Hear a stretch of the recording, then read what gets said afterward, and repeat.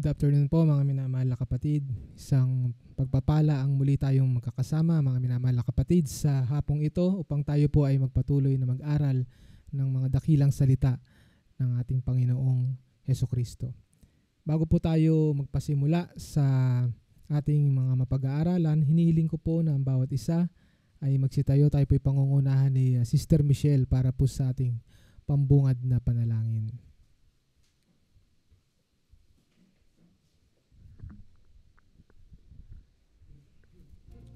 Tayong lahat po ay yumukot manalangin. Panginoon namin Diyos, mapagmahal at dakila sa lahat. Panginoon, nagpapasalamat po kami sa magandang hapon na ipinagkaloob nyo sa bawat isa sa amin, Panginoon. Maraming salamat po sa buhay at kalakasan na ipinagkaloob nyo sa bawat isa sa hapon na ito, Panginoon. Pinapasalamatan din namin, Panginoon, ang patuloy mong paggabay at pag-iingat sa bawat isa sa amin, sa aming pagpunta sa inyong banal na sambahan, Panginoon. Panginoon, nawa ang aming mapag-aaralan sa hapon na ito ay maibahagi namin sa mga kapatiran namin na hindi namin kasama sa mga oras na ito, Panginoon. Dinadalangin po namin ang mga matututunan namin na aral sa hapon na ito ay tumanim sa aming puso at isipan, Panginoon. Dinadalangin din namin ang mga kapatiran namin na hindi namin kasama sa mga oras na ito, ang mga kapatiran namin na nasa kani-kanilang kongregasyon. Kayo po ang patuloy na gumabay at mag-ingat sa kanila, Panginoon. Dinadalangin din namin ng mga kapatiran namin na nasa banig ng karamdaman. Haplusin niyo po sila, Panginoon, ng inyong makapangyarihang kamay upang makasama na po namin sila sa pananambahan sa iyo, Panginoon. Muli, Panginoon, kayo po ang patuloy na gumabay at mag-ingat sa buong maghapon na lilipas pa sa aming buhay, Panginoon. Humihingi po kami ng kapatawaran sa mga nagagawa naming pagkukulang at pagkakasala sa iyo, Panginoon. Ito man po ay sinasadya o hindi, lihim o hayag, Panginoon. Ito lamang po ang aming samot dalangin sa matamis na pangalan ni Jesus. Amen.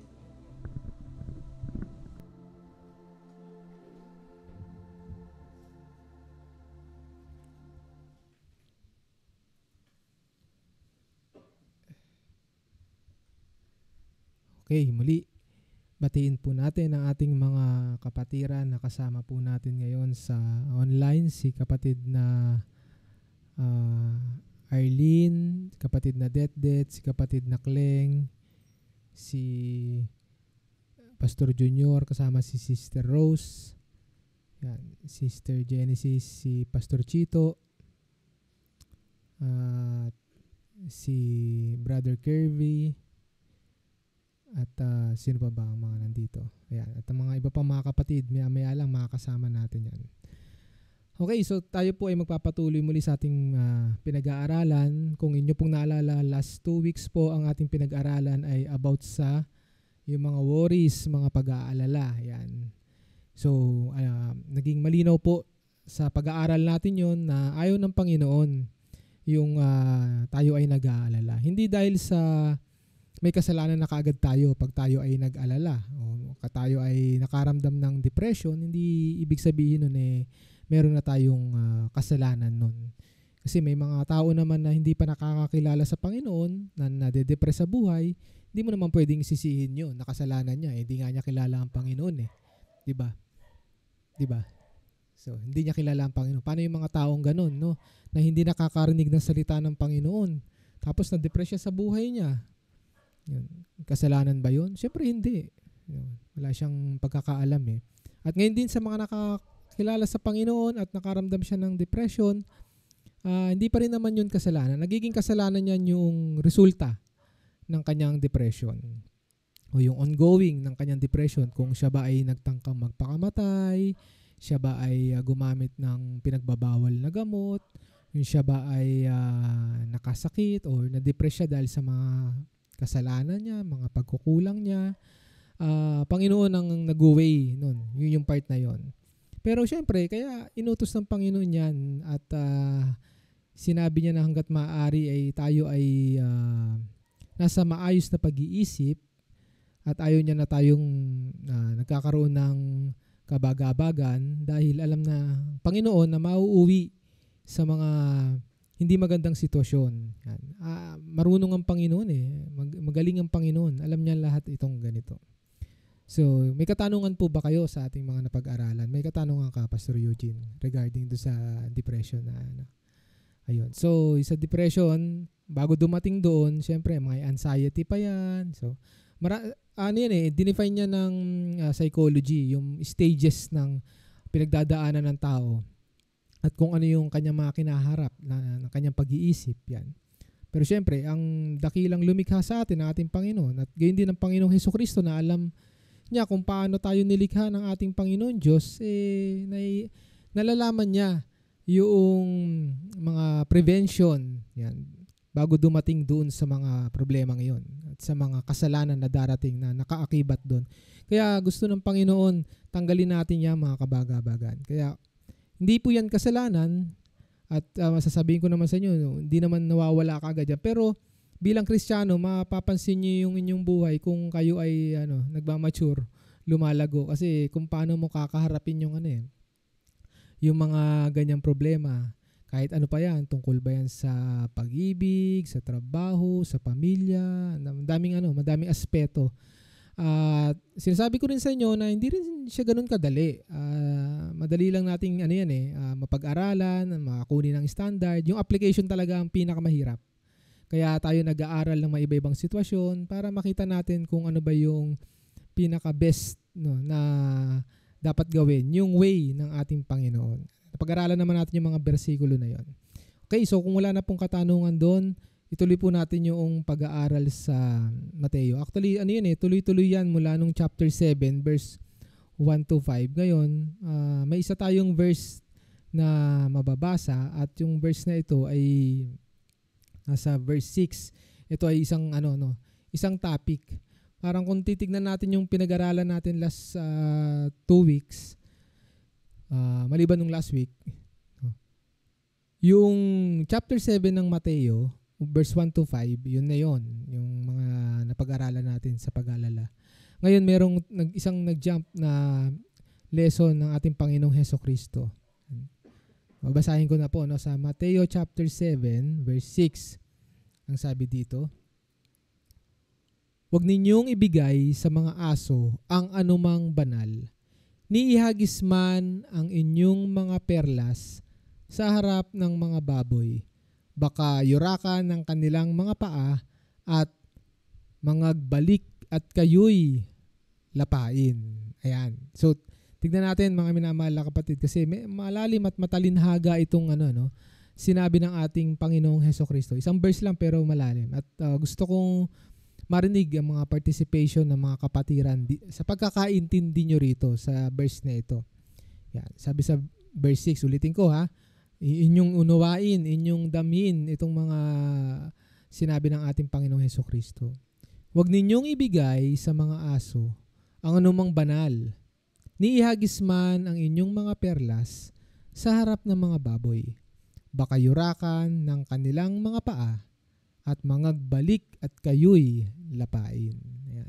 Simulan natin kay Pastor Eugene. Pastor Eugene, ano ang insight mo sa verse na ito? Pagkakaintindi ko po. On mo yung wag nating pabayaan yung mahalaga sa atin bilang mga tagasunod ng ating Panginoong Diyos. Huwag pabayaan yung mga mahalaga. Bakit pag binigay ba sa aso, napabayaan ba yon? Parang ganun. Parang ganun po yung pagkakaunaw. Kasi sabi yung wag ibigay sa aso yung banal. Kumbaga, parang papabayaan mo yung pagiging banal mo. Para sa ganun. Tapos yung itapon sa mga baboy yung perlas. Yung mahalaga kasi yung perlas. Parang pinapahalagaan siya nung panahon na yun, mahalaga na siya. Parang pag tinapon mo siya or pinabayaan, ay pag binigay sa mga baboy po kasi 'di ba madudumi yung nila. Kaya pag tinapon mo siya sa baboy, parang pinabayaan mo or niwalang bahala mo yung mahalaga para sa iyo. Okay. So sabi ni Pastor Eugene yung kung ano yung mga banal at mahalagang way ng pamumuhay natin ay wag nating ibaliwala. Tama ba? Itapon. Yan. Si Pastor Bricks, ano ang yung insight dito sa verse na ito? Yung sa akin po, ang pagkaunawa ko lang po ay yung mga bagay na patungkol po sa Panginoon, yung mga bagay na mahalaga. Wag parang kumbaga sa tao po, parang wag nating hayaan na basta-basta lang ibinibigay para may pagpalit natin yung mga bagay na mabuti o importante para sa atin. Siguro ang pagkakaintindi ko po kasi sa mga aso at mga baboy, diba, parang po sila. Parang kumbaga sa tao hindi nakakaunawa ng mga mabubuting bagay. Parang ayun lang po yung pagkakaintindi ko kasi minsan po sa iba yung mga mabubuti at mahalaga kapag naipagpalit natin, parang mas malaki po yung balik sa atin bilang Kristiyano po. Okay, so almost the same. Sige, pakabot na lang yung mic sa kalikod. Almost din sa sagot ni Pastor Eugene, yung pababayaan. No? Dahil dun sa hayop na ipinakita rito, yun yung nagpapakita ng parang walang unawa, sabi ni Pastor Bricks. So parang nilagay mo sa walang kwenta yung iyong kabanalan. Tama ba, Pastor Bricks? Yun yung okay. Si Pastor Arthur, ang pagkaunawa ko po, sa simpleng salita po, alam natin na ang salita ng Panginoon ay banal at sagrado o kaya kinakailangan. Sa mga tao sigurong ating aralan o ating ilapit ang salita ng Panginoon sa kanila. At kung hindi nga naman nila matanggap o hindi nila mabigyan ng pansin o hindi hindi nila bigyan ng panahon ang iyong paglapit, huwag nang ibigay ang salita ng Panginoon o ihayag ang salita ng Panginoon sa kanila dahil nasasayang lang. Oo. May nayuyurakan lang, nabibigyan lang ng hindi magandang pangtanggap nila at iwanan natin sila. Parang ganun. Okay. Salamat po. Yun. May maganda yung sinabi ni Pastor Arthur. Yung halimbawa, yung lahat ng mga gawang banal, yung pangangaral, yan. Hindi man natin maiwasan lahat ng tao tatanggap niyan At worst comes to worst nga, may mga tao pa talagang magsasara ng pinto sa'yo, iiwasan ka. Siguro mas hindi pa yun ang worst. Yung pinaka-worst, yung talagang pagtatawanan ka na kung ano man yung sabihin mong salita ng Panginoon, hindi siya makapaniwala, hindi naniniwala. So yun, siguro yun yung pinaka-worst na na part. At yun yung sinasabi ni Pastor Arthur na i-stop na lang. Huwag mo nang ibigay doon kasi wala masasayang lang lahat ng effort mo, ng oras mo na ibigay ng Panginoon pero tanggap na sa kanila dahil since sila ay ganito nga, sila ay mga hayop, yan. Katulad ng binanggit ni Pastor Bricks, na hindi na marunong tumanggap ng ng kabanalan.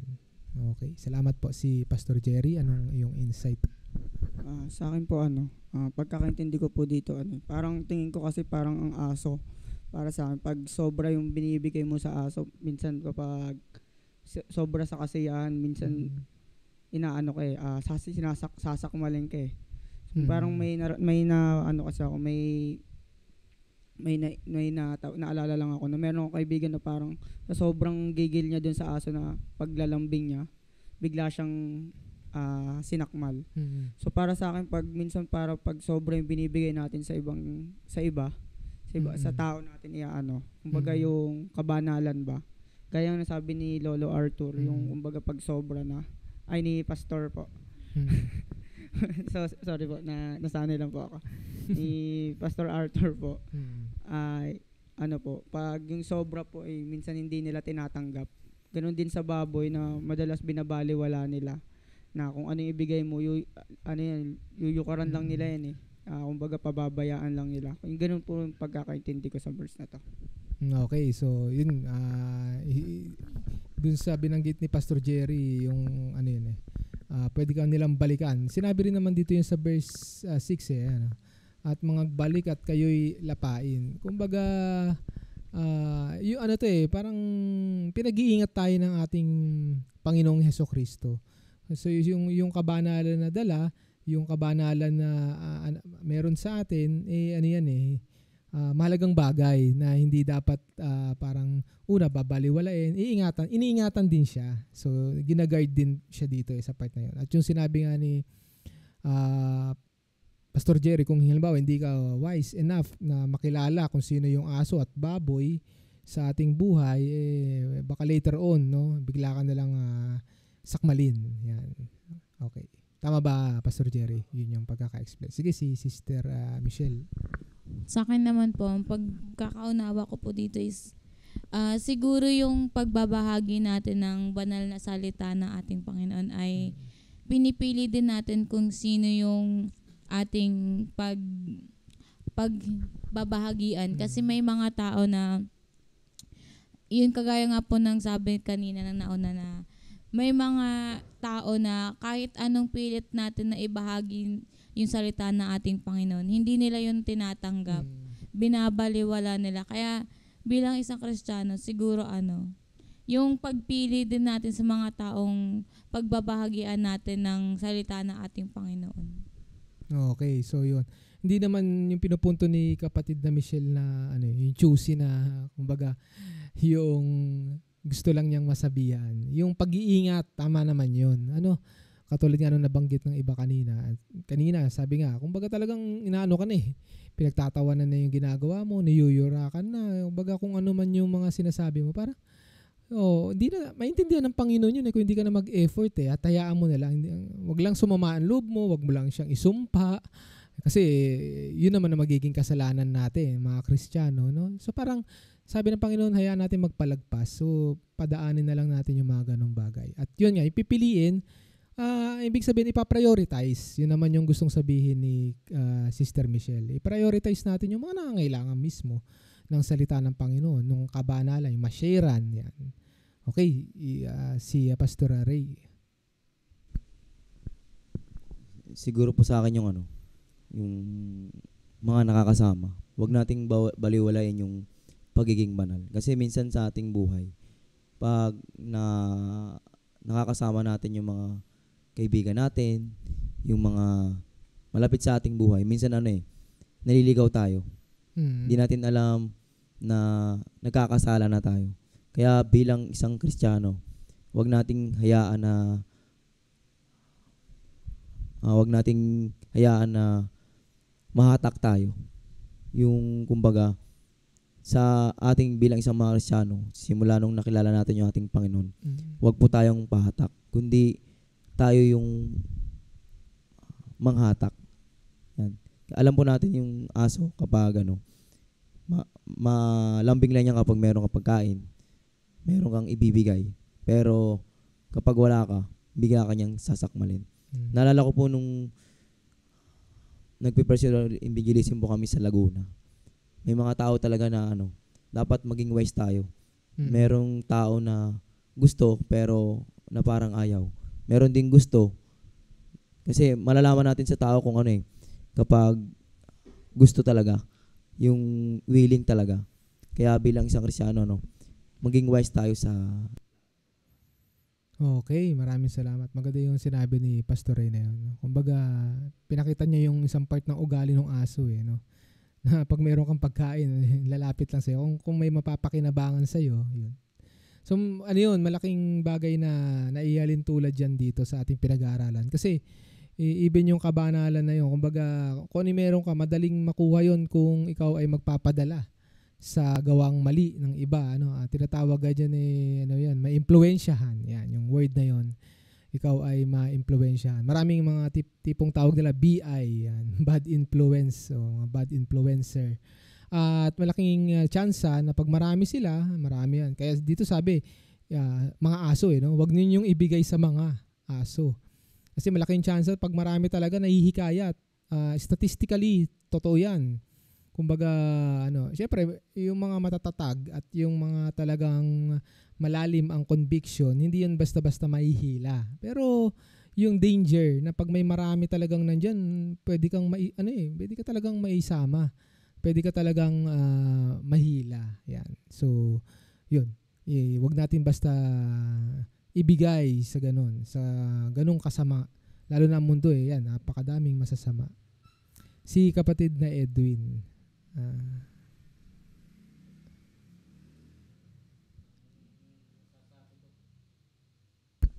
Masasabi ko po ay dapat po ay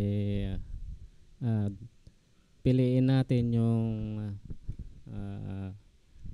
pag i-share natin ng mga salita ng Diyos at huwag nating i-share sa mga ayaw po. Doon lamang po sa may gusto para po hindi po sayang yung natin, yung ginagawa nating pag-share ng salita ng Diyos. Para po hindi natin basta-basta masayang yung yung ating ginagawang paglilingkod sa Diyos. Ganun po. Tsaka dapat para maingatan po natin ang salita po ng Diyos. Okay, yun. Maganda rin yung sinabi ni ni kapatid na Edwin. Siyempre, bilang Kristiyano naman, hindi naman tayo yung pipili nga katulad kanina sa sinabi ni Sister Michelle. Siyempre, tinrend din naman nating pangaralan yung mga sabi natin hindi natin alam kung aso pa yun eh. Pero eventually nagiging aso na pala. Di nagiging wise naman tayo na maintindihan na okay, titigilan na. Parang ganoon na sinasabi ni kapatid na Edwin. So kung sa umpisa parang tinanggap at later on tinatanggihan na na. So wag muna nating ibigay yung buong effort doon at mag-focus tayo doon sa mga ibang nangangailangan at talagang willing ding tumanggap. Yan. Pero hindi naman natin sinasabi pinagsasaraduhan natin ang pinto eh. Kasi yung term dito ng mga aso, yung mga baboy na yan, word na yurakan, iba talagang na yan eh. Parang tumalikod na talaga sa salita ng Panginoon, mga yan. Kaya ganun nag-e-emphasize ang ating Panginoong Hesukristo at binibigyan niya ng importansya na wag na mag-dwell doon. Pero hindi sinasabi ng Panginoon na wag mo silang mahalin, no? Wag mo silang pagdating lang doon sa kabanalan kasi iniingatan tayo ng Panginoon eh. Yan. So, okay, salamat po si Brother Heron po. Ay, sa akin naman ang aking pagkakaintindi, yung salitang perlas kasi yun yung salita ng Diyos na banal, na salita ng Panginoong Diyos. Ibig sabihin, yun ay ibinigay mo sinishare mo sa tao. Kung napapansin mo yung tao na wala nang tiwala sa banal na salita ng Panginoong Diyos, ibig sabihin, huwag ka naman magalit sa kanya o anuman, basta ang aking paniniwala, huwag mo nalang pilitin kung ayaw niya dahil magkaroon pa kayo na hindi magandang kailangan lang yan, iwasan mo na lang siya at ipanalangin mo na lang siya sa Panginoon. Yun lang naman ang aking pagkakaintindi. Okay, so pagkakaunawa ni Kapatid Heron, salamat po. Na yung kabanalan, ganun mo siya iingatan. No? Hawak-hawak mo, palampasin mo at baka mamaya hindi ka rin makapagpigil. No? Ikaw pa yung magalit, mainis at magkaroon ng kasalanan. So yun nga, yung mawawala yung kabanalan na ngayon. Okay, salamat po. Si Kapatid na Narvin. Para sa akin naman po yung pag-share ng salita ng Panginoon. Minsan kasi mayroon akong na-encounter na isang estudyante do sa Sinja na grade 12 na sinare ko sa kanya na mayroon siyang nagawang isang estudyante na masama, pero sinabi ko sa kanya masama yan, pero hindi niya tanggap na pagkakamali niya eh. Pero sa inaano ko lang, pinababayaan ko lang kasi pag pinatulan mo, maging malaki yung impact doon eh, maging magkagulo kayo. Dapat pabayaan mo na lang, wag mo na lang patulan kasi alam mo kung mangmang na nga yung maging mangmang ka na rin. Dapat wag na natin patulan mga ganong bagay na hindi ka kabuti sa paningin ng ating Panginoong Diyos. Okay, so maganda rin sinabi ni kapatid na Narvin, yung lalo sa pangangaral, yan. So hindi siya magdudwell sa mga ganon tao. Si Pastor Paul. Ako po tinignan ko po yung big picture po nito. Ang Panginoong Jesus ay inaaralan yung mga alagad niya. Alam naman po natin yung katangian ng mga aso.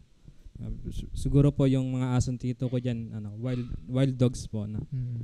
Kapag yung aso pagtuta pala maamo, pero pag aso na talaga, kahit anong pagpapaamo mo dyan or bigay ng ano, pwede yung kainin yung pagkain na binigay mo pero kakagating ka pa rin nila. Kasi meron na talaga silang amo na tinuturing, di ba po? Marami naman tayo na-encounter na gano'n ng mga asay na. Ibig sabihin, nasa baboy naman na yung karakteristik ng baboy na pag pinaliguan mo na maya-maya, babalik siya dun sa dati niyang mga maputik na dating kalagayan. Ibig sabihin po para sa akin na sinasabihan ng Panginoon Jesus yung kanyang mga alagad na ipangaral yung salita ng Panginoon, yung banal, sa mga taong nangangailangan talaga. Kasi sa panahon po na yan, may mga eskriba, mga na parang mga asong wild na meron na talaga silang na-establish na aral sa sarili nila na hindi nila tatanggapin kahit anong aral ng Panginoon kasi nga may na-establish na sila yung katuruan ni Moses. Doon lang sila naniniwala na at yung mga inaaral mo, sabi doon, pwede rin gamitin laban sa'yo. Na kagaya ng mga ginagawa po ng mga eskriba sa Panginoon Jesus na yung aral, yung mga sinabi ng Panginoon Jesus, sinasabi nila na blasphemy, mga ganun. At yung mga sa mga baboy naman po na may mga tao po kasing gumagawa ng mga nakasanayan nila yung dating pamumuhay nila. Pag inaralan mo sila, mababaliwala lang, babalik pa rin sa dati nilang Pero hindi naman po, hindi ko po niya lahat na gano'n. Pero may mga ganun po talagang mga tao na sabi, okay na ako dito, masama na ako, di na ako magbabago. Tanggap na po talaga nila sa sarili nila. Okay, salamat. Maganda yung sinabi ni Pastor Paul na yun, no? Yung time na inaaral ng ating Panginoong Hesukristo to, at pag nagpabalik-balik kasi tayo sa Mateo, sa Lucas, inaaralan niya yung mga tao, inaaralan din niya yung kanyang mga alagad. At kanyang pinapayuhan din ang kanyang mga alagad na siyang mga banal na noong mga time na yun at siya'y kasama, na tama, yung mga eskriba, mga Pariseo, yan tinuturing na mga wild dogs, no? Ito yung aso rin, no? Yung baboy na tinutukoy dito. Hindi dahil sa iniintindi nila yung aral ng galing sa ating Panginoon na pinadaan kay Moises. Maganda naman talaga yon, yung aral ni propetang Moses. Kaso ang problema sa mga eskriba at Pariseo, mga Saduceo, binaluktot nila ito. Kaya nga ang tingin ng Panginoong Hesukristo talaga sa kanila, hindi naman tingin, talagang judge ng Panginoon sa kanila ay mga hipokrito sila. Kumbaga, alam na nila yung aral, gina-justify nila yung maling gawa nila para ma-connect doon sa aral na ibinigay ng propetang Moses na galing sa Panginoon. Kaya doon nagkaroon ng problema. So sila yung naging part din yon ng masamang mabangis na hayop yan na nabanggit ni Pastor Paul. Okay, salamat. Si kapatid na Joanna. Yung verse po na ito ay nagpapakita ng isang napaka-metaphorical verse po na kung saan inihahalin tulad ng Panginoon yung inihahalin tulad o binibigyan niya tayo ng babala na kung paano at kanino ba dapat natin ibinabahagi yung mga sagradong bagay tulad na lang ng salita ng Panginoon. Kasi naniniwala din po ko na ang pagbabahagi ng salita ng Panginoon ay nasa tamang lugar. Ibig sabihin, dahil nga pag ginamit yung karakteristik ng aso at baboy, yung aso kasi, katulad ng nasabi ng iba, pag binigyan mo yan, magiging maamo yan sa'yo. Pero later on, pwede nilang isuka yan. At saka yung baboy naman, inihalin tulad, makikita na madumi talaga sila at gumagawa ng mga makasalanan. Kaya itong verse na to ay paalala sa atin ng Panginoon kung paano at kanino ba dapat natin ibinabahagi yung mga sagradong bagay. Okay, so yon. Maraming salamat sa share ni kapatid na Joanna. So kung paano yon, yung salita ng Panginoon. Kasi yun ang banal no? So in general, salamat sa inyong mga pinahayag at pagkakaintindi at inyong mga naintindihan tama, no? Ako'y walang masabi at tumpak ang inyong pagkakaintindi sa isang verse na to kahit ito'y malalim dahil sa kaunawaan ay pinagkakalob ng Panginoon sa atin araw-araw. Madali natin siyang mag-grasp, maintindihan. At tignan lang natin ng malalim ang ibig sabihin nito historically. Dahil alam natin pagdating sa salitang banal, hindi lang yan basta binubuhay ng napakadaming aspeto. Salita ng Panginoon, itong sagrado, lalo ng panahon na yun sa Jewish time, mga sagrado yung yung pananambahan, yung nila, yung lugar. Sagrado din syempre yung sarili. Yan pinakaimportante, no? Ay rin yan kumbaga kahit na sabihin mong hindi ka nangangaral, may mga kapatid tayo na miyembro ng Iglesia ng Diyos na hindi nagpapartake sa leadership, sa pangangaral at sa kung ano pa man, at siya ay miyembro ng Iglesia ng Diyos. Hindi ibig sabihin na exempted na siya parang pagdating doon sa salita ng Panginoon. Kahit yung kanyang yung gawa, yung kanyang pamumuhay, rin yan. Yan ay isang standard ng kabanalan. Kung halimbawa, lagi ka sumasamba, lagi kang umaattend sa mga church activities, pero Monday to Saturday naman, makikipagchismisan ka, makikita ka ng ibang mga tao, mga kapatiran. So, ganun din yun. Parang ipinapamahagi at winawalang halaga mo rin yung katayuan, yung ikaw ay naglilingkod at sumusunod sa Panginoon ng linggo. Tapos yung 6 na araw na natitira ay talagang kinakalat mo yung kabanalan. Ito yung binabang. At marami pang iba, mga minamahal na kapatid, even sa mga lugar ng ating pananambahan. Ito, diba, ginagamit natin to sa appropriate na mga activities. No? Hindi natin ginagamit itong ating pinagkalob ng Panginoon na bahay-sambahan para sa karumihan at kung ano pa mang maling gawa. Yan. Sa Old Testament, napaka-importante nito. Basahin natin sa Haggai. Buksan niyo po ang inyong mga Bible sa Haggai chapter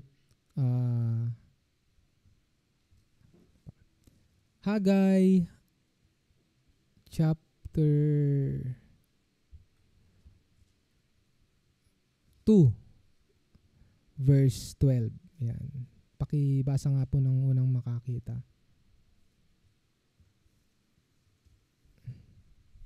Haggai chapter 2 verse 12. Kung ang isang tao ay may dala sa kanyang kandungan na banal na karne at magsagi ng kanyang laylayan ang tinapay o ulam o alak o langis o anumang pagkain, magiging banal pa baga? At mga saserdote ay nagsisagot at nagsabi hindi. Okay, so sa panahon ni Haggai ito, yung mga huling propeta sa Old Testament, ini-establish na yung yung pagbalik ng ng iglesia, ng templo rather. Sabi rito sa English, Haggai chapter 2 verse 12, if one bear holy flesh in the skirt of his garment, and with his skirt do touch bread or pottage or wine or oil or any meat, shall it be holy? And the priest answered and said, no. So, ganun yun, no? Yun yung kalintulad Yung holy nung time na yon sa simbolo ay yung karne na hindi pwedeng madampian ng kung ano-ano. Sa Leviticus, ganun din yung mga saserdote, hindi yan pwedeng humawak ng mga patay na kahit anong uri, tao man o hayop, kasi na pinipreserve yung kabanalan.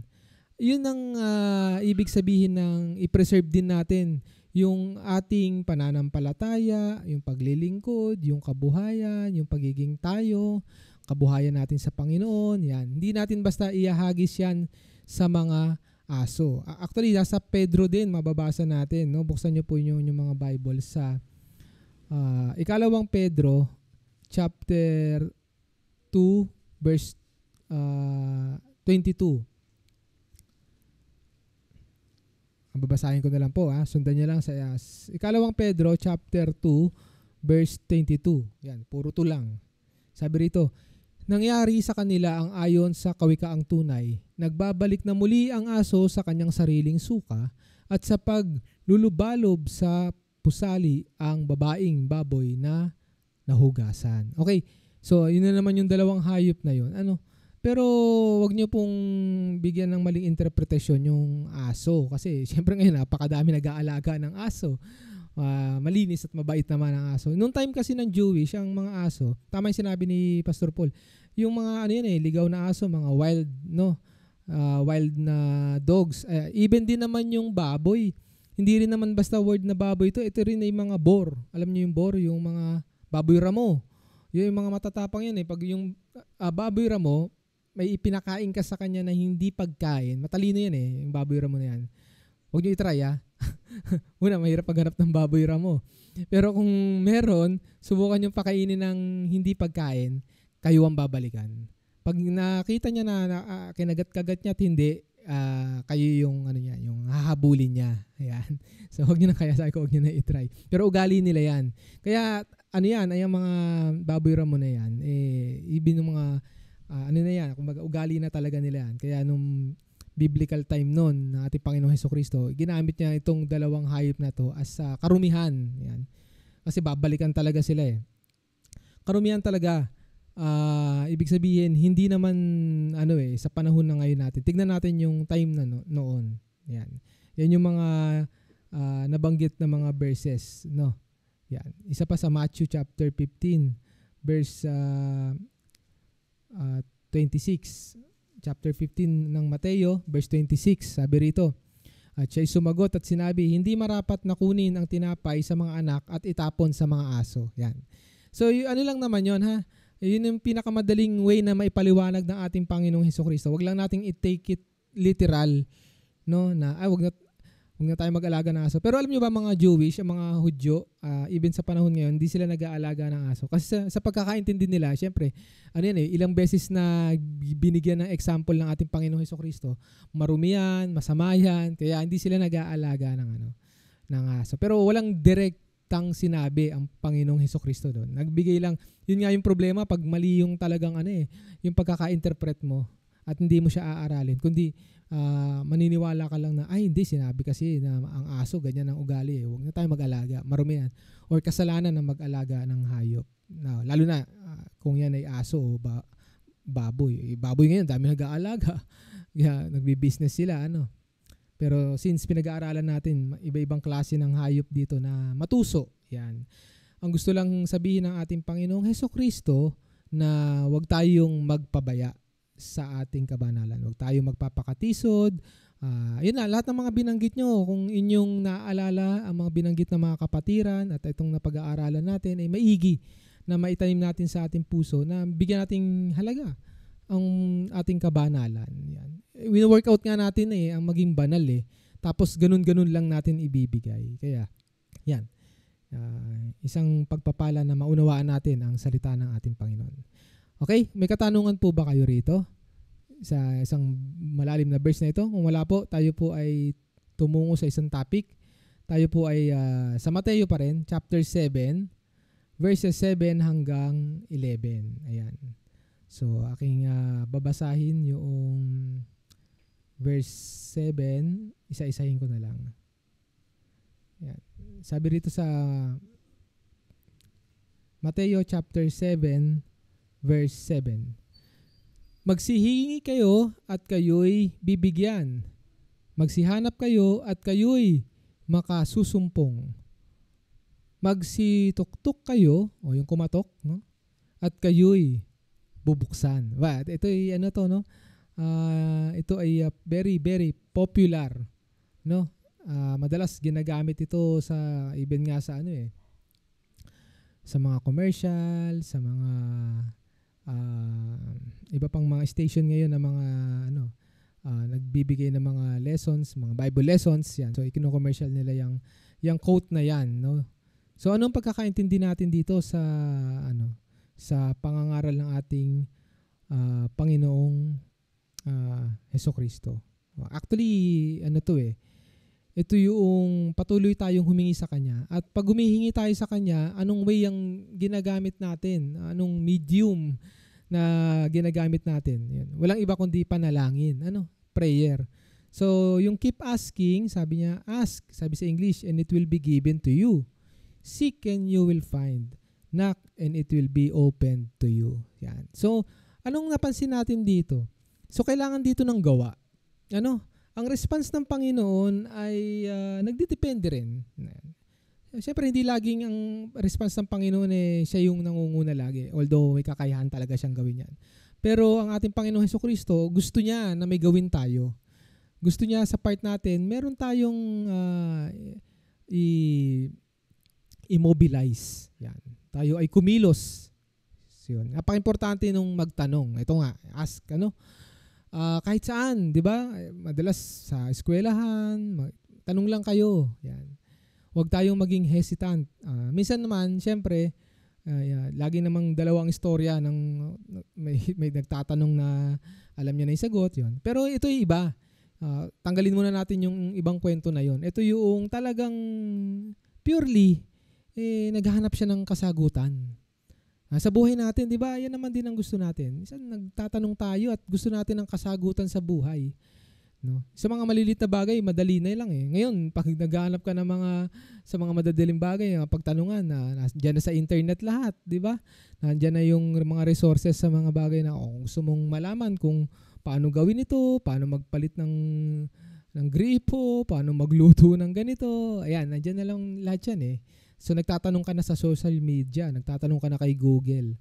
Pero may mga malalalim na bagay sa buhay natin na di natin kayang sagutin at yan yung gusto ng Panginoon na gawin natin. Tayo ay magtanong. Parang isang teacher na para gusto niyang malaman na kung yung kanyang estudyante ay natututo, gusto niya na magtanong siya. Magtanong yung estudyante na yun. Para sa ganun magkaroon sila ng magandang communication, magandang flow, na magkaroon siya ng interest. Yun talaga yun eh. No? Hindi ka rito eh, hindi ka pinipilit magtanong pero gusto ng Panginoon na magtanong ka. Yan. Gusto niya na tayo ay humingi sa panalangin. At keep asking. Tuloy-tuloy yan eh. Sabi dito, di ba? Ask and it will be given to you. Seek and you will find. Knock and it will be open to you. Hindi naman to lahat one time eh. No? Hindi yan yung parang pag sinabi na, kumatok ako, in-expect mo pagbubuksan ka. Di ba? Hindi naman din ganun yun. Minsan nga, kinakailangan mo pang kumatok ng 5 beses eh. Nasubukan nyo na bang umuwi ng gabi? Late. Tapos syempre tulog na yung iba. Napakaswerte mo kung talaga namang inaabangan ka para pagbuksan ka ng pintuan o alam na uuwi ka ng gabi. Pero kung hindi, mag-struggle kayo, di ba? Hindi naman kayo pagbubuksan kaagad sa unang katok. Minsan marami pa yan bago ka pagbuksan. At minsan nagiging pangahas pa, di ba? Pag talagang yung pag-alis mo ay sinikreto mo, kaya ang pagbalik mo, pasikreto rin, dadaan ka sa bintana. Hindi nga lang maganda yung way pabalik. Pero hindi yun yung gusto ng Panginoon. Ang gusto ng Panginoon yung proseso niya. Ano yung proseso niya? Magsihingi kayo at kayo'y bibigyan. Magsihanap kayo at kayo'y mga kasusumpong. Magsituktok kayo at kayo'y bubuksan. Hindi siya ganun kahirap intindihin, mga minamahal na kapatid. Hindi sa mga kapatid natin nakikinig ngayon. I hope gising po kayo sa maganda nating pinag-aaralan na gusto ng Panginoon lumalapit tayo kasi doon nakikita ng Panginoon gaano ba tayo kasincere sa hinihingi natin. Dahil minsan kasi parang ang dating kasi alam naman ng Panginoon yung pangangailangan ko, okay ko na lang na hingi ng once. Hindi ang gusto ng Panginoon magkaroon tayo ng relationship na parang kung paano ang relationship natin sa magulang. Yan kasi mga bata sa magulang na humihingi, Nay, tay, bilan mo naman ako nito. Nay, gusto ko ng ganito. Tay, yan. So, yung ganun lang ang gusto ng Panginoon na magkaroon ng mapanatili yung ganung father-son relationship. Maganda yon. Pero syempre tayo na nagsisihanap ng kasagutan sa buhay, tayong gustong makasumpong ng kasagutan, tayong gustong mapagbuksan ng pintuan ng Panginoon, dapat maunawaan natin na tayo ay magpatuloy. Ngayon, kung gaano karami, yan ang hindi ko alam. Kung gaano siya dapat, kapatid na John, hindi. Pero ang gusto ng Panginoon, tuloy-tuloy lang tayo hanggang masumpungan natin. Kasi yung proseso na yun, hindi natin malaman dahil may gustong ipakita ang Panginoon sa atin. Gusto ng Panginoon, tayo ay matutong magtiis, magtiyaga, dahil nakikita niya na kulang tayo sa ganun, maaring ganun. Maraming bagay na pwede nating i-analyze, pero ang pinaka-importante ay yung sundin natin kung ano yung nais at kalooban ng ating Panginoon. Sabi sa verse 8, sapagkat ang bawat humihingi ay tumatanggap, at ang humahanap ay nakasusumpong, at ang tumutuktok ay binubuksan. Nagbigay ang ating Panginoong Hesukristo ng narito, conclusion na may kasiguraduhan ka sa lahat ng ito. Meron ba rito na hanggang ngayon may hinihiling pa? Siguro hindi ko natatanungin kung ano hinihiling nyo. Meron ba kayo na noong pa na hinihiling na hanggang ngayon, hinihiling nyo pa rin? Sa mga estudyante, syempre siguro nag-aaral, gusto makatapos, simula noon hanggang ngayon, no? Pero other than that, other than sa yung nasusukat ng time, ano pa yung hinihiling nyo na hanggang ngayon? Syempre, naghihintay pa tayo ng kasagutan. O syempre, isa dyan, kaligtasan. Di ba? Yan yung isa sa palagi nating hinihingi. At alam natin, syempre, yan na yung kasagutan ng Panginoon dyan. Ibibigay niya yan, pero syempre, hindi yan kaagad ngayon. Depende yan sa inalat niyang time para sa atin, sa ating buhay. Okay? So yun, other than that, meron pa ba kayong ibang bagay? Sabihin natin siguro, mga kahilingan nyo sa buhay na hanggang ngayon, hinihiling nyo pa. Meron ba, Pastor Eugene? Na noon pa hanggang ngayon, o naibigay naman, nung hiniling mo, naibigay na kaagad. Yung? On the process pa. Ayan. Si Pastor Briggs, meron on the process din. Si Pastor Arthur, meron din. Na hanggang ngayon, hindi. Pwede naman. Pwede nyo po bang bigyan nyo po mikropono kay Pastor Arthur at gusto yata niya sabihin kung ano na yung hiniling niya sa Panginoon. Gusto rin namin malaman para matulungan namin kayo pag-pray din yun. Sana sumagana ako palagi sa financial matters. Financial matters. Ayan. Okay. Yan yung mga bagay na ipinapanalangin ni Pastor Arthur na sumagana siya sa financial matters. Paano po ba yung sumagana ang ibig niyo ba sabihin ay maging lusyutan po ba? Ganon.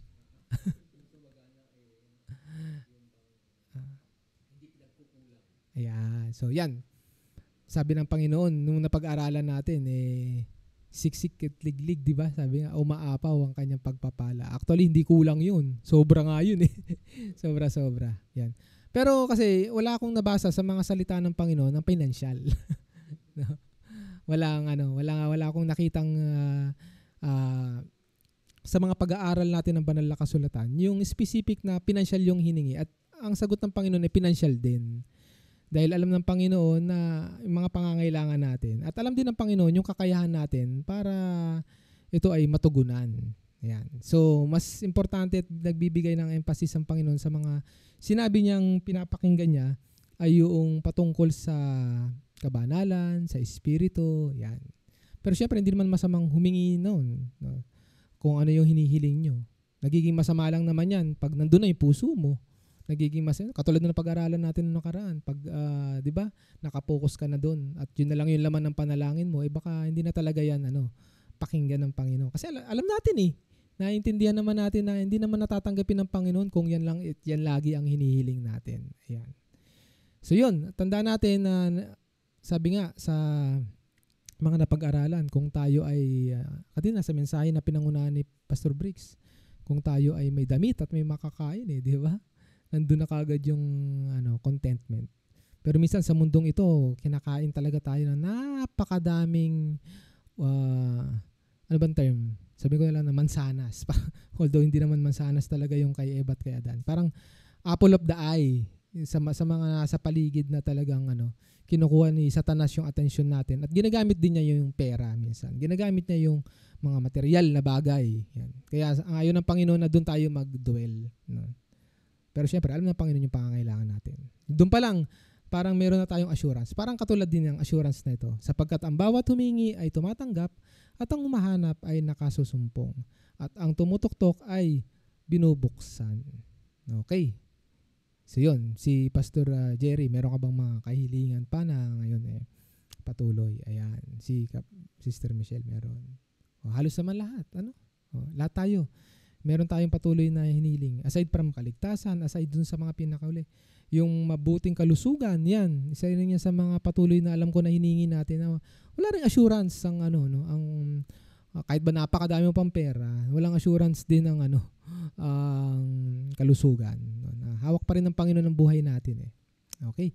Sabi sa verse 9, o anong tao sa inyo ang kung siya'y hinga ng tinapay ng kanyang anak, ay bato ang ibibigay.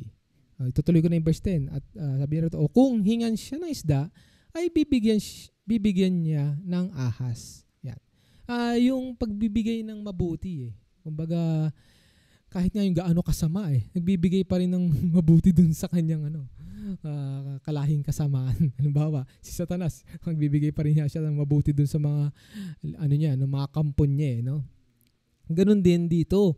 Napaka-imposible na maghingi ka ng mabuti at ibibigay sa atin ng Panginoon ay kabaliktaran na yun. Binibigyan niya tayo ng assurance kadugtong to nung napag-aaralan nating wag mag-worry. Ito pa rin siya yung lesson ng ating Panginoong Hesukristo na magpapatibay lalo na bakit pa tayo mag-aalala kung alam natin na hindi tayo bibigyan at bibiguin ng Panginoon. Basta kailangan din natin gawin natin yung part natin. Kailangan maintindihan natin, mga minamahal na kapatid, na meron tayong part na gagawin. At sana yun ay maging malinaw, no? Alam naman natin yung storya ni Juan Tamad. Naghihintay lang siyang bumagsak yung bayabas sa kanyang bibig. Eventually, babagsak din naman talaga yan. Ako nakakita ako ng mga bayabas dyan kay Pastor Arthur.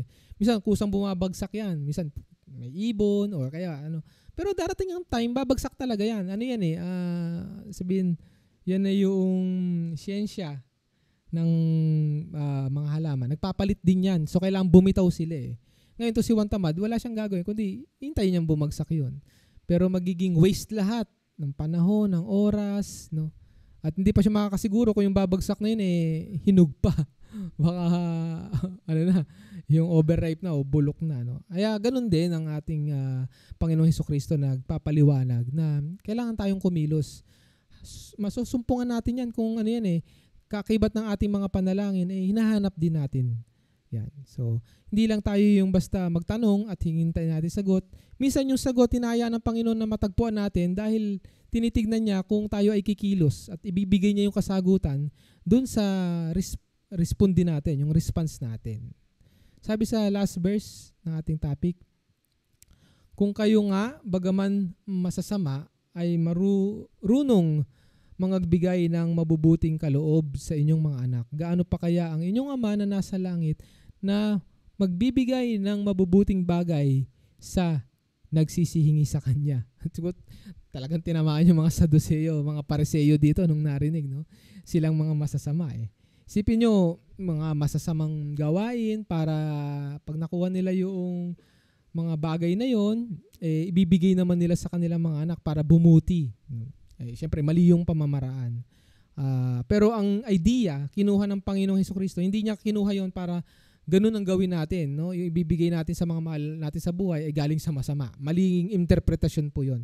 Ang gustong ipakita natin Panginoong Hesukristo kung gaano siya kabuti na magbibigay siya. Kasi nga yung mga masasama nga masama lang ginagawa at kaya pa nilang itago at ibigay sa kanilang mga mahal sa buhay na magmukhang mabuti siya. Pero yung pinanggalingan ay masama. So, ganun paano pa kaya na ang Panginoon ay mabuti na? Yung well-being ng ating Panginoon Diyos, yung pinili niyang maging mabuti siya, ay automatic, lahat ibinibigay mabuti. Magandang promise ito na sinabi ng Panginoon sa atin para mabawasan din yung ating mga kabagabagan, mga anxiety. Na minsan yung mali yung pagkakaintindi natin na, ba't ba ako binigyan ng Panginoon ng ganitong pagsubok?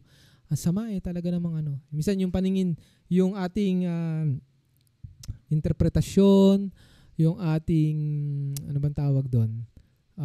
Outlook doon sa mga nangyayari ay tingin natin kung hindi pumapabor sa pakiramdam natin at sitwasyon natin, wag nating isipin na yun ay galing sa masama. Unless, mayroon ako unless na yan ay cause and effect. No, kasalanan, gumawa ka ng kasalanan at mapatatanto mo na maaring ito yung epekto nung nagawa ko. Pwede yun. Pero kung nalalaman naman natin na yung kabutihan na pinaglalaban natin sa ating buhay at nakakaranas pa rin tayo ng mga pagsubok at unos sa ating mga buhay, wag po nating isipin na iyon ay parusa, iyon ay galing sa kasalanang nagawa natin. Yun. Pwede ba nating tignan yon mga minamahal na kapatid na isang mabuting galing sa Panginoon na pag nalampasan natin, minsan yung kasagutan na yun magbubukas na lang at maintindihan natin. So, rin to, time-bounded din ito. Itong pag-aaral natin, yung kumatok ka, magtanong ka, continuous, may pagtitiyaga at pag sinabi natin yung pagtsatsaga, time-bounded yan. No? Dapat, ano yan, hanggat maaari, hindi natin nililimitahan yung pagsusumikap, magpatuloy. No? Hindi yung, next month na lang ako hihingi sa kanya. Total, doon ko pa naman kailangan eh. Ayun. Yung mga ganong ugali, hindi yan taglay ng isang Kristiyano. Dapat patuloy yan. Part ng preparation din sa bawat buhay natin. In advance, hinihiling natin yung kung ano yung mabuti. At dapat matanto natin yung hinihiling natin ay mabuti. Automatic, hindi yan pagkakalob ng Panginoon. At minsan malalaman mo, teka lang, baka hindi naman pala mabuti itong hinihingi ko. Kaya pala kahit na napakatagal ko ng hinihiling, ang tagal-tagal ko ng ipinapanalangin, tapos bandang huli nalaman mo na, okay. Makaalam ng Panginoon na kung saan ko lang gagamitin yung tong ipagkakalob niya sa akin, kung saan ko lang dadalhin. Ayan. So, minsan maunawaan na lang natin yung mga ganong kasagutan. At yun ay maganda. Kasagutan yun eh. After you keep asking. Pero wag kang mag-expect na lahat ng hihilingin natin pagkakalob niya. Pero gusto niya na gawin natin yun. Kasi natitrain tayo mga minamahal na kapatid. Natitrain tayong lumapit sa Kanya. Yun naman ang pinaka-importante. Tayo'y magkaroon ng patuloy na communication sa panalangin. Yan. So yun yung pinakakabuuan itong ating pinag-aaralan. Itong nasa Mateo, mababasa rin natin ito sa Lucas. Punta po tayo sa Lucas chapter 11. Lucas chapter 11 verse 5 hanggang 13. Lucas chapter 11 verse 5 hanggang 13. Tama ba? Okay, babasahin ko na po. Sundan nyo na lang po. Luke chapter 11 verse 5 hanggang 13. Sabi rito. Verse 5, at sinabi niya sa kanila, sino sa inyo ang magkakaroon ng isang kaibigan at paroroon sa kanya sa hating gabi at sa kanya isasabihin, kaibigan, pahiramin mo ako ng 3 tinapay. Verse 6, sapagkat dumarating sa akin na galing sa paglalakbay ang isa kong kaibigan at wala akong maihain sa kanya. Verse 7, at siya na mula sa loob ay sasagot at sasabihin, huwag mo akong bagabagin. Nalalapat na ang pinto at kasama ko sa higaan ng aking mga anak. Hindi ako makabangon at makapagbigay sa iyo. Verse 8, sinasabi ko sa inyo, kahit siya'y hindi bumangon at magbigay sa kanya dahil siya'y kaibigan niya, gayon may dahil sa kanyang pagbagabag ay siya'y magbabangon at ibibigay gaano man ang kinakailangan niya. Verse 9, at sinasabi ko sa inyo, magsihingi kayo at kayo'y bibigyan. Magsihanap kayo at kayo'y mga kakasumpong. Magsituktok kayo at kayo'y bubuksan. Verse 10, sapagkat ang bawat humingi ay tumatanggap at ang humahanap ay nakasusumpong at ang tumutuktok ay binubuksan. Verse 11, at ang aling ama sa inyo na kung humingi ang kanyang anak ng isang tinapay ay bibigyan niya siya ng isang bato o ng isang isda kaya, at hindi isda ang ibibigay kundi isang ahas. Verse 12, o kung siya ay humingi ng itlog, kanyang bibigyan kaya siya ng alakdan. Nadagdag lang yung part na yon, yung alakdan na yan. Pero same principle. Verse 13, kung kayo nga bagaman masasama ay marunong magbigay ng mabuting kaloob sa inyong mga anak, gaano pa kaya ang inyong ama sa kalangitan na magbibigay ng Espiritu Santo na nagsisihingi sa Kanya. Yan. So makikita nyo dito sa Lucas, merong additional parable para doon. Doon sa isang kaibigan, no? Ito yung minsan na problema ng isang tao. Ayan. Punta tayo rito. Meron kasing madalas to. Ewan ko siguro, baka na-experience nyo rin to. Dahil minsan, pag hihingi ka sa isang kaibigan mo na alam mong kaya kang bigyan at hindi ka binigyan, minsan nagtatampo. Yan. Na-experience ba yun sa inyong buhay? Minsan parang simpleng nagdamot pa. Di ba? Yan. Minsan, yan ang problema. At napakadami niya sa social media. Minsan mga nagpaparinig No, may mga kakilala ko, minsan kamag-anak minsan sa kamag-anak pa. Kasi minsan yung hihingi ka sa kamag-anak na alam mong may kakayahan, pag hindi ka binigyan, para naman talaga namang halos isumpa. Pero yun ang sinabi ng Panginoon babagabagin mo ba siya? Ano kung decision niya yun? Parang ganun din katok tayo ng katok sa Panginoon. Gusto ng Panginoon yun. Hindi ibig sabihin nun pinapahirapan ka at ginagawa kang tanga. No? Na alam mong parang unless na alam mong hindi ibibigay at hihingin mo pa, talaga naman tanga ang tingin nun ng ating Panginoon. No? Kumbaga, nagpapakatanga ka na nun. Alam mo nang masama hinihingi mo at alam mong hindi ibibigay, pinapagod mo pa yung oras mo. Hindi naman ganon. Pero yung time na humihingi tayo sa Panginoon, hindi binibigay. Huwag sasama ang loob natin. Sa mga kamag-anak, sa mga kilala, sumasama Pero sa Panginoon, parang ganun din yun. Kasi kung isipin mo, ang Panginoon kayang ibigay lahat. Sabi nga, walang hindi kaya, walang imposible sa Panginoon Kaya niya ibigay. Pero, di ba, minsan, ugali ng tao yan. Yan ay ugali ng typical na tao na hindi malalim ang pagkakaunawa sa salita ng Panginoon.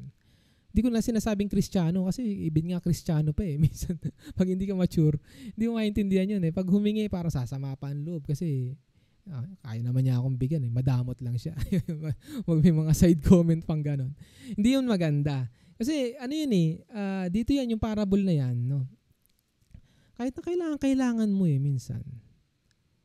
Pero syempre, alam din naman ng Panginoon kung sino yung talagang madamot, no? May mga istorya din naman na ganyan Lalong-lalo na kung mga nasa bingit na. Halimbawa, kailangan ko na itakbo sa ospital tong tong anak ko, ano mo naman, wala akong mahanap na sasakyan. Pwede ka naman at hindi ka nagbigay at naalala mo tong parable na to at sabi mo, ako yung lalaki na kasama ko na yung pamilya ko nagpapahinga na ako Mali yung pagkakaintindi mo dun sa parable na yun. Nagdamot, lagot ka sa Panginoon. Yun na yun. Available ka para nandun sa kanya Available ka. At ikaw yung kasagutan na ibibigay ng Panginoon para dun sa pangangailangan niya. Ngayon, hindi ka tumindig doon. So, ganun yun mga minamahal na kapatid. Maraming complication sa mga sitwasyon.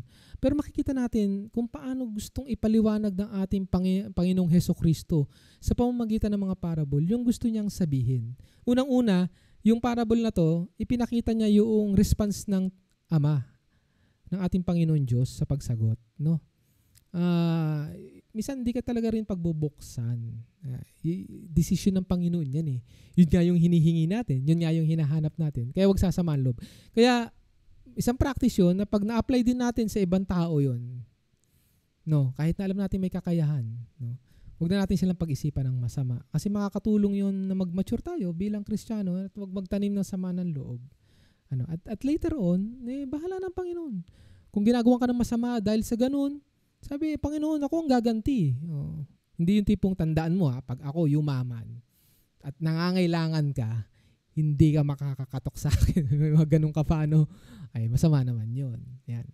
So, lahat yan mga minamahal na kapatid, itong pinag-aaralan natin, napaka sarap maging pagdiskusyonan, unawain, i-analyze, dahil yan ay kabutihan ng ating Panginoon. Sige po, may katanungan. Sige po, paabot po ng mikropono kay ako naman, Pastor kapatid, Arton. Hindi naman sumasama ang aking loob kung yung aking panalangin sa Panginoon hindi pinagkakaloob. Hindi naman sumasama yung aking loob. Ang iniisip ko na lang siguro ay sabi ko hindi niya pinagkakaloob dahil meron siyang alam na darating ang panahon na baka ako ay magbago o mag-iba ng landas o magbago ang direksyon ng aking buhay. Siguro yun lang ang aking pero hindi sumasama ang loob ko kung ano man ang kailangan ko at hindi na ibigay, ay may plano ang Panginoon. Yun na lang ang aking konsuelo na iniisip sa aking bilang kasagutan na rin ng aking katanungan. Sinagot ko na rin yung sarili ko. Salamat po. Salamat Pastor Arthur kung gano'n. Mabuti po yung gano'n. Huwag tayong magtatanim ng sama na loob. Hinanakit kahit kanino, wag. Wag po mga minamahal na kapatid. Hanggat maaari, tanggalin natin. Mahirap yan. Hindi tayo makakapaglingkod ng maayos. Hindi rin tayo karapat-dapat na humarap sa Kanya. Kasi ayaw niya na may kabigatan kumbaga, na dinadala. Maganda yan. Salamat sa sinabi ni Pastor Arthur. Kasi syempre, lahat tayo dapat ganun. Kung ano yung binanggit ni Pastor Arthur. Huwag tayong magdadamdam. Minsan na humihingi tayo pero hindi na ibibigay eh. Tunay na minsan nakakalungkot. Siyempre, yun naman yung response pag hindi nabibigay yung gusto natin. Malulungkot tayo. Pero huwag tayo magtatanim ng sama ng loob. Yung malungkot, magandang emosyon din yan. Yung pag-iyak. Ayan. Ating Panginoong Hesukristo, umiyak eh. Nalungkot eh. Ano rin yan? It's a perfect feeling, emotion na binigay sa atin ng Panginoon para maramdaman nating tao tayo at kawangis tayo ng Diyos. Kasi ang Diyos nalulungkot din. Nalulungkot din siya pag sumasama ang loob natin, magre-rebelde tayo sa Kanya. Yan, malulungkot yan. Pero syempre, may mga susunod na gagawin ng Panginoon. After niyang malungkot at magpapatuloy ka, magagalit na siya sa atin. Yan. May mga ganung yan. Hindi yan malalayo sa isang normal na pagmamahal ng isang tao kasi nilikha niya tayo ng ayon sa Kanyang wangis. Kaya talagang malaki yung chance ng similarity na maramdaman natin kung ano rin yung nararamdaman ng ating Panginoong Diyos. Yan. Okay? So, meron pa tayong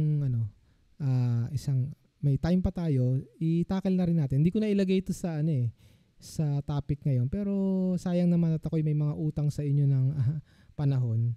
Siguro kahit isang verse lang na ito, maano natin. Ito, alam na alam nyo ito. Balik tayo sa Mateo. Natapos tayo sa chapter 7. May katanungan po ba dito sa ating pinag-aaralan? Kung wala, tuloy natin to. Chapter 7 po tayo ng Mateo kanina na nasa verse 11. Ngayon, balik po tayo doon sa 12 naman. Isang verse lang din itong natin. Chapter 7. Yan.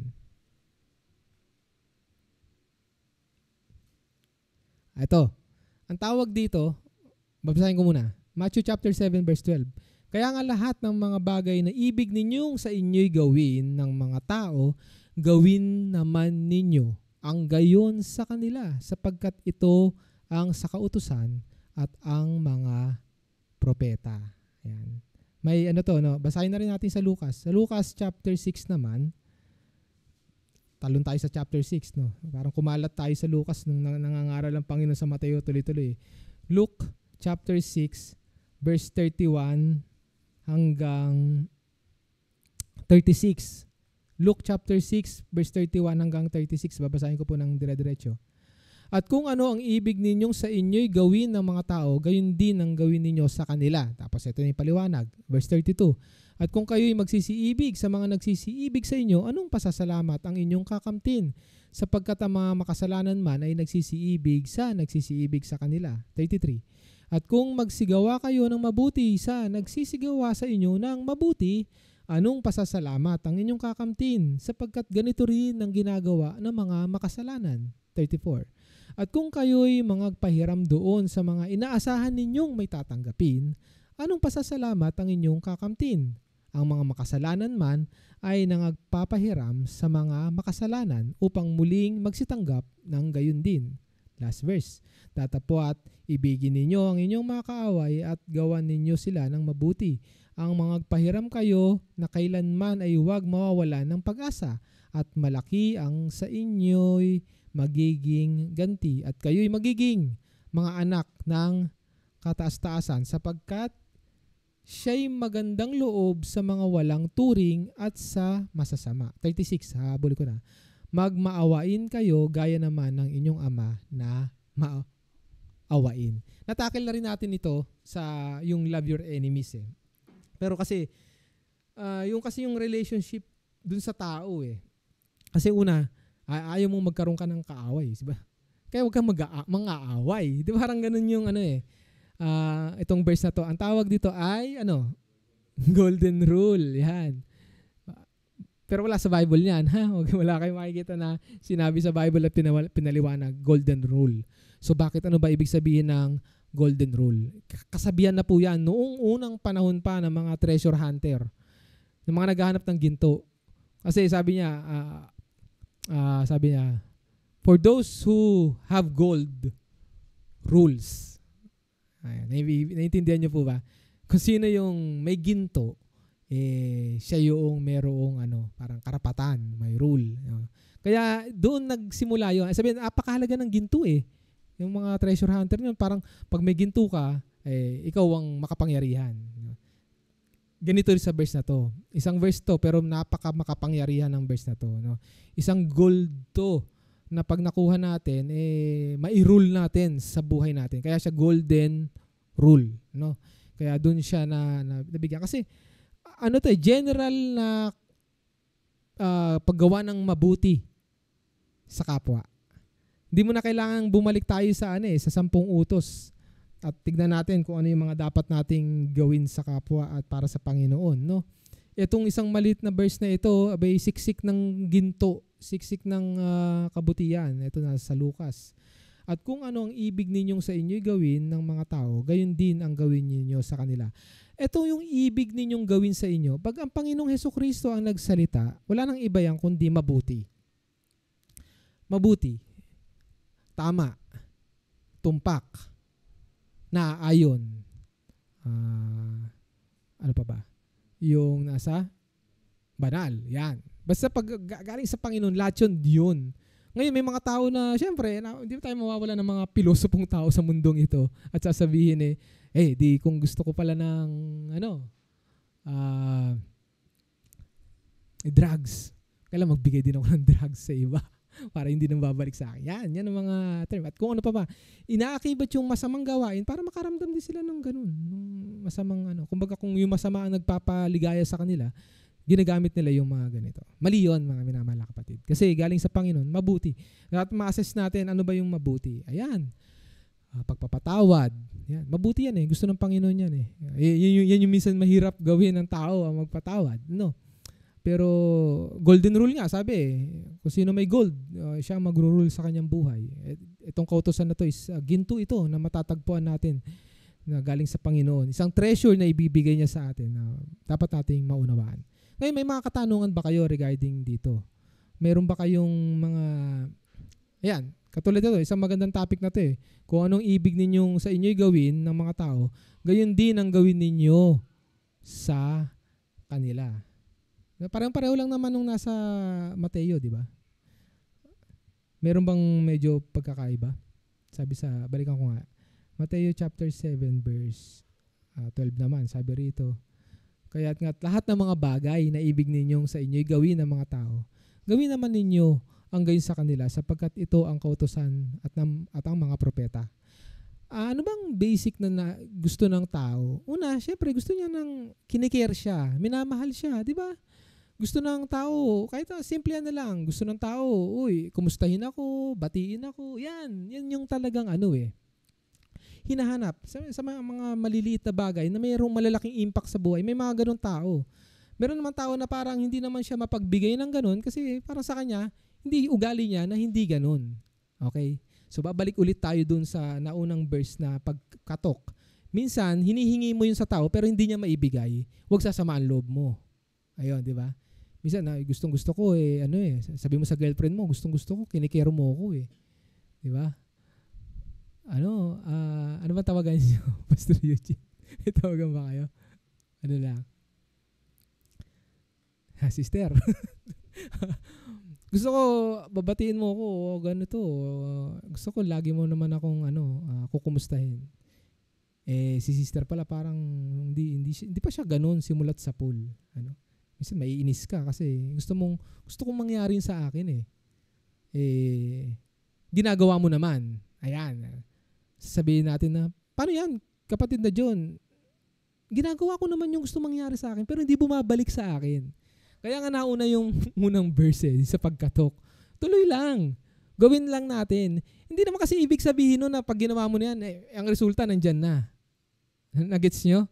Halimbawa, gusto mong ka rin, patawarin ka. No? Nagpapatawad naman ako pero parang hindi niya ako mapatawad. Tignan naman natin. Baka naman talaga naman gumagawa ka ng kasalanan sa kanya. Hindi ka talaga niya patatawarin. Ayan. You have to analyze. No? Huwag lang tayong mag-stick sa verse at taking out of context. Kailangan nating unawaing maigi. Kailangan nating i-apply. Kailangan natin magmuni-muni. Kailangan may mga time kayo, mga minamahal na kapatid, tayo, ako, ikaw, sino man na nakikinig sa atin. Ako naniniwala na may mga time tayo na mag-isa tayo at mag-a-assist tayo. So, hindi nga lang within the day, bago matulog, kahit nasa isa ka sa sasakyan ka, mag-isa ka, nasa CR ka, naglalakad ka, Yan yung mga time na binibigay sa atin ng Panginoon na we have to assess and check. Ano ba yung gustong ipahiwatig ng Panginoon na sinasabi niya yung golden rule na ito? No? Ano ba yung dapat kong gawin sa iba? At ano ba yung gusto kong maramdaman? Yan. So pag na-assess na natin yun at nakita natin kung ano yung tama at mga dapat natin gawin, yan, baguhin natin. Sinabi rin naman ng Panginoon magbago ka, kailangan mo magbago para din ma-attain to. Kaya mag-i-interconnect to lahat ng mga pinag-aaralan natin at magiging malinaw siya na isang picture at hindi tayo magiging pilosopo na kaya pala gusto ng Panginoon yan. Magpatuloy lang ako na gawin to. Huwag kong expect agad na darating sa akin to. Gusto ng Panginoon na may expectations ako, okay mag-expect. Kasi sabi ng Panginoon, maganda rin mag-expect ka. Kasi hope yun eh. Yung may mga tao kasi, ayoko mag-expect kasi maano ako, ang tawag doon, madi-disappoint. Yan. Pag ginawa mo naman yun, wala ka naman ng hope. No? Pero gusto ng Panginoon, mag-expect ka. At pag dumating ang disappointment, may mga aral siya na, huwag ka ma-disappoint. Ito naman yung mga aral doon. Tanggalin mo yan kasi anxiety yan, sunod depression. So napansin nyo, magkakaakibat lang naman eh. Magkakakapit bahay lang itong pinag-aaralan natin. Isang napakalaking, parang nabili ako sa Mercury Drug, makikita ko, napakadaming prescription number, 100, mga luma, yung wala, hindi pa kasi, naka-intern tawag dito, computerized pa nung mga time na yon. May mga drawer yon, may mga number yon, mga prescription. Ang daming drawer at lahat yun ay gamot. Ganon din ang Biblia, mga minamahal na kapatid. Napakadaming drawer yan. Ang pinakakailangan lang, kunin natin yung eksaktong gamot na kailangan natin, yung prescribe. Kaya hindi basta-basta nagte-taking out of context tayo at i-apply. Yan ang ginawa ng mga skribe. Yan ang ginagawa ng mga pariseyo. Kaya nababaluktot nila, nagagawa nila ng mga, ang tawag dito, na mga palusot, yung kanilang ginagawa dahil binabaluktot nila yung salita ng Panginoon. Pero magkakamali sila ng gamot, magiging masama sa katawan nila yon. Kung hindi para doon yung gamot na yon at ginagawa nila yon, mas magiging masama. Ganon din ang banal na kasulatan. Perfect na gamot ang banal na kasulatan para doon sa pangangailangan natin. Importante lang, tama lang yung drawer na kukuhanan natin. Tama lang yung pagkakaintindi natin. Tama lang na dapat natin siyang inuunawa, binabasa, ina-apply. Tapos tatanggalin natin yung makasarili nating part, yung flesh natin, para mas madaling gumana yung gamot na ito. So ganun yun mga minamahal na kapatid, na yung golden rule na yan. Ipagpatuloy lang natin na gumawa ng mabuti sa kapwa, mahalin ang kapwa. Eventually, umasa tayo na darating yan. At kung yan ay natatamasa na ng bawat isa, then well, congratulations, di ba? Kasi may mga kasagutan ng Panginoon na agad na ibibigay niya at may mga kasagutan na kailangan niya maghintay at may kasagutan na talagang hindi niya ibibigay. At yun ay kailangan nating mahanap. At masusumpungan natin yon kung tayo ay magsisihanap. Okay? So may mga katanungan po ba bago tayo magtapos? Tingnan ko nga yung ating Facebook. Ayan. Sabi rito ng ating mga kapatid. Ayan, mapagpalang pakikinig po kay Sister Kathleen at kay Sister Rosil, kay Sister Emily Manlangit sa buong pamilya, kay Pastor Chito. Ayan, sabi ni Pastor Chito, mahalaga po na ipakita natin ang ating katatagan at katapatan sa mga ayaw tumanggap at tumanggi sa ating binabahagian. Ayan, tama. Ito yung kaninang pinag-aralan natin. Kaya yung sinabi natin Panginoong Hesukristo, ipagpag natin yung sabi, doon sa mga kanyang mga apostles noon, yung mga buhangin pag sila pinagsaraduhan. Yun. Isang sign na mag-move forward na sila. Magandang hapon po kay Sister Joy sa Paranaque. Sabi ni Brother Kirby, para po sa akin, huwag natin ipilit sa mga tao na ayaw tanggapin ang banal na salita ng Panginoon. Paguran mo man na maibahagi ang mga salita ng Diyos, kung hindi naman po ito tinatanggap ng taong pinagbabahagian mo nito, wala rin mangyayari. Hayaan na lang po natin. Yan. May mga time na hayaan lang sa ngayon, hindi naman siyempre hayaan na totally. May chance na ibigay ang Panginoon na mag-meet ulit kayo at sa ibang sitwasyon, iba naman. Ayun. Wag naman tayo magsasara ng pintuan. Pero yung sinasabi yung agaran, yung nandyan talagang tinatanggi ka, nakailang balik ka na, ginawa mo naman lahat, move forward na. Pero again, sabi ko sa inyo, huwag tayong magsasara ng ating pintuan. as well, kung paano tayo hindi nagsasara ng pintuan ng Iglesia ng Diyos, na welcome ang lahat ng mga kapatid natin na nakalimot at bumabalik. Yan. Ano yan eh? Yan na rin yung same sa damdamin sa puso natin. Yan. Salamat po sa mga nagbigay ng kanilang bahagi. Kayo po, meron po ba kayong may dadagdag sa ating pag-aaral? Meron po ba kayong nais itanong or additional? Goes once, goes twice. Kung wala na po, maraming salamat po mga minamahal na kapatid sa inyong pagsama. Salamat po sa presensya ng ating Panginoong Diyos na siyang patuloy na nagbibigay ng ating masasayang pag-aaral, mabubuting pag-aaral. At lagi nating pasalamatan ng bawat isa at magpalakasan upang tayo ay magpatuloy na maglingkod at mag-aral ng kanyang mga dakilang salita sa kahit ano pa mang sitwasyon. Yan. Kahit ngayong sitwasyon na to, medyo lumalamig na yung panahon naman kahit papaano. No? Hindi naman yung malamig na malamig pero I mean kahit anong klima, sitwasyon, nandito ang bawat isa. Yan po ay personally pinagpapasalamat ko at higit sa lahat ang Panginoon ay natutuwa na tayo ay nagpapatuloy. Muli, sa Diyos po ang mataas na papuri. Tayo po ay magsitayo para tayo po ay pangunahan ni Sister Michelle sa ating pangwakas na panalangin. Tayo pong lahat ay umukot manalangin. Panginoon naming Diyos, mapagmahal at dakila sa lahat. Panginoon, nagpapasalamat po kami sa buong maghapon na kami ay inyong iningatan, Panginoon. Nagpapasalamat po kami sa pagpapahiram niyo po sa amin ng buhay at kalakasan sa araw na ito, Panginoon. Pinapasalamatan din namin, Panginoon, ang iyong paggabay at pag-ingat sa amin mula sa aming pagising hanggang sa hapon na ito, Panginoon. Pinapasalamatan din namin, Panginoon, ng mga salita mo na narinig namin sa hapon na ito, Panginoon. Nawa ay maibahagi din namin ito sa mga kapwa namin na wala sa aming piling sa mga oras na ito, sa mga kapatiran namin na hindi nakarinig na inyong salita, Panginoon. Nadalangin namin, Panginoon, na nawa ang mga salita na ito ay tumatak sa aming puso at isipan, Panginoon, upang sa anumang pagkakataon ay amin itong maalala, Panginoon. Panginoon, nadalangin po namin na kayo po ang patuloy na gumabay at mag-ingat sa bawat isa sa amin, sa mga kapatiran namin na wala sa aming piling, nasaan man sila sa mga oras na ito, Panginoon. Ano man ang kanilang ginagawa, kayo po ang patuloy na gumabay at mag-ingat sa kanila, Panginoon. Sa mga kapatiran namin na nasa banig ng karamdaman, haplusin niyo po sila, Panginoon, ng inyong makapangyarihang kamay upang makasama na po namin sila sa pagpupuri sa iyo, Panginoon. Panginoon, muli humihingi po kami ng guidance nyo sa gagawin pa namin sa maghapon na daraan sa gabi na lilipas sa aming buhay, Panginoon.